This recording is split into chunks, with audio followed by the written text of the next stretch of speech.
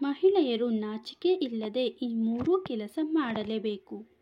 ಸ್ನೇಹಿತರೆ, ಹೆಣ್ಣು ಸಂಸಾರದ ಕಣ್ಣು ಅಂತಾರೆ. ಹೆಣ್ಣು ಮಹಾಲಕ್ಷ್ಮಿಯಾಗಿ ಗಂಡನ ಮನೆಗೆ ಬರುತ್ತಾಳೆ. ಒಂದು ಮನೆ ಬೆಳಗಲು ಹೆಣ್ಣು ತನಗೆ ಬರುವಂತಹ ಎಲ್ಲ ಕಷ್ಟಗಳನ್ನು ಎದುರಿಸಿ ಗಂಡನಿಗಾಗಿ ಎಲ್ಲವನ್ನು ತ್ಯಾಗ ಮಾಡಿ ಎಲ್ಲರಿಗಿಂತ ಮುಂದೆ ಬೆಳೆದು ನಿಲ್ಲುತ್ತಾಳೆ.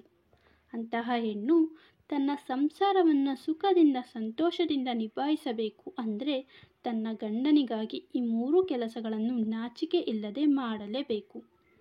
1. ಹೆಂಡತಿ ತನ್ನ ಗಂಡನಿಗಾಗಿ ನಾಚಿಕೆ ಇಲ್ಲದೆ ಮಾಡಲೇಬೇಕಾದಂತಹ ಮೊದಲನೇ ಕೆಲಸವೇ ಸಂಭೋಗ. ಹೌದು ಸ್ನೇಹಿತರೆ, ಒಂದು ಹೆಣ್ಣು ತನ್ನ ಗಂಡನಿಗಾಗಿ ನಾಚಿಕೆ ಇಲ್ಲದೆ ಸಂಭೋಗ ಕ್ರಿಯೆಯಲ್ಲಿ ಭಾಗಿಯಾಗಲೇಬೇಕು.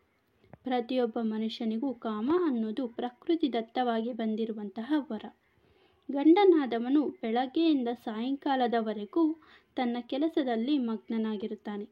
ಹೆಂಡತಿಯಾದವಳು ರಾತ್ರಿ ಗಂಡನಿಗೆ ಸುಖ ಕೊಡಲೇಬೇಕು. ಇಂತಹ ವಿಷಯದಲ್ಲಿ ನಾಚಿಕೆ ಬೇಡವೇ ಬೇಡ. 2. ಇನ್ನು ಹೆಂಡತಿಯಾದವಳು ತನ್ನ ಗಂಡನಿಗಾಗಿ ನಾಚಿಕೆ ಇಲ್ಲದೆ ಮಾಡಲೇಬೇಕಾಗಿರುವ ಎರಡನೇ ಕೆಲಸವೇ ಅವನ ಕಷ್ಟದಲ್ಲಿ ಭಾಗಿಯಾಗುವುದು.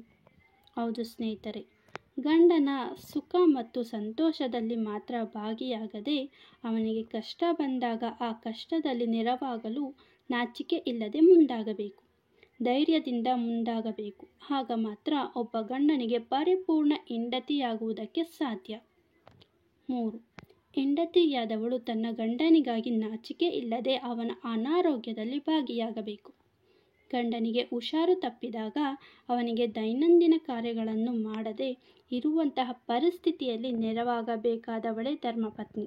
ಅಂತಹ ವಿಷಯದಲ್ಲಿ ನಾಚಿಕೆ ಇಲ್ಲದೆ ಹೆಂಡತಿಯಾದವಳು ತನ್ನ ಗಂಡನ ಸೇವೆಯನ್ನು ಮಾಡಲೇಬೇಕು.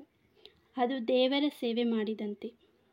ವಿಡಿಯೋದಲ್ಲಿರುವ ಮಾಹಿತಿ ಇಷ್ಟ ಆದರೆ ದಯವಿಟ್ಟು ವಿಡಿಯೋನ ಲೈಕ್ ಮಾಡಿ ಹಾಗೂ ಚಾನಲನ್ನು ಸಬ್ಸ್ಕ್ರೈಬ್ ಮಾಡಿಕೊಳ್ಳಿ ಹಾಗೂ ಎಲ್ಲರಿಗೂ ಈ ವಿಡಿಯೋನ ತಲುಪುವಂತೆ ಶೇರ್ ಮಾಡಿ. ಧನ್ಯವಾದಗಳು.